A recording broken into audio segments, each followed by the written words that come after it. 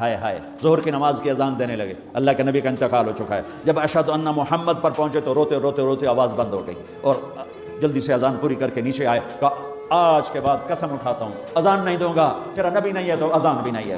اور حضرت ابوبکر سے اجازت لے کر جب وہ خلیفہ بن گئے، جہاد پہ چلے گئے، 6 مہینے تک آئے نہیں۔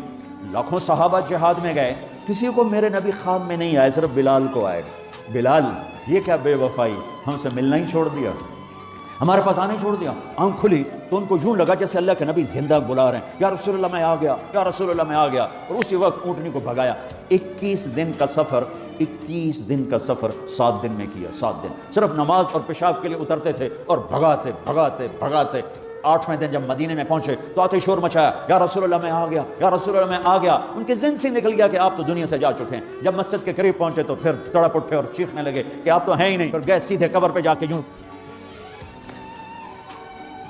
قبر کو لپٹ گئے، یا رسول اللہ میں تو آ گیا ہوں، آپ کہاں ہیں؟ یا رسول اللہ میں تو آ گیا ہوں، آپ کہاں ہیں؟ یا رسول اللہ میں تو آ گیا ہوں، آپ کہاں ہیں؟ بے قراری میں روئے جا رہے ہیں، میں تو آ گیا ہوں، آپ کہاں ہیں؟ میں تو آ گیا ہوں، آپ کہاں ہیں؟ نماز کا وقت داخل ہو گیا، کون سی نماز سے اللہ جانتا ہے، اور سب کو پتا تھا بلال نے قسم کھائی ہے کہ اذان نہیں دیں گے، لہذا کسی کو ضرورت نہیں ہو رہی کہ بلال سے کہیں آج اذان بلالی سنا دے۔ تو چند صحابہ کو خیال آیا کہ نبی کے نواسوں کو سفارشی بناتے ہیں، حسنین۔ تو صحابہ آئے بچوں کے پاس، حسن حسین، کہ بچوں آج کسی کی نہیں چلے گی، تم بلال سے کہو اذان دے۔ تو یہ دونوں ننھے منھے بھائی، حسن 7 سال کے، حسین 6 سال کے، 10 مہینے کا فرق تھا دونوں بھائیوں۔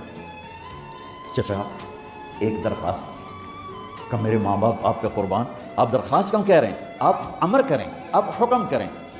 کہنے لگے جیسے آپ ہمارے نانا کے لیے اذان دیتے تھے آج ہمارے لیے دے دو۔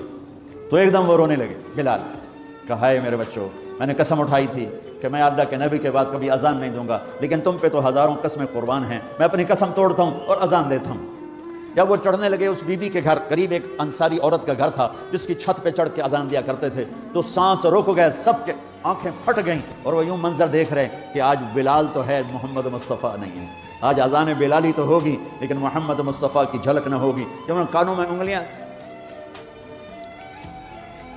جب انہوں نے اللہ اکبر کہا تو مدینے میں گھر گھر ماتم بچھ گیا، عورتیں بھی چیختی ہوئی گھروں سے باہر نکل آئیں، سارے مدینے کی گلیوں میں چیخ و پکار مچ گئی، اور یوں سب کو لگا جیسے محمد مصطفیٰ زندہ ہیں اور ان کا زمانہ ہے، لیکن آپ تو جا چکے تھے۔ یہ بلال کو جو رتبہ میرے رب نے دیا، یہ غلامی مصطفیٰ کی وجہ سے دیا ہے۔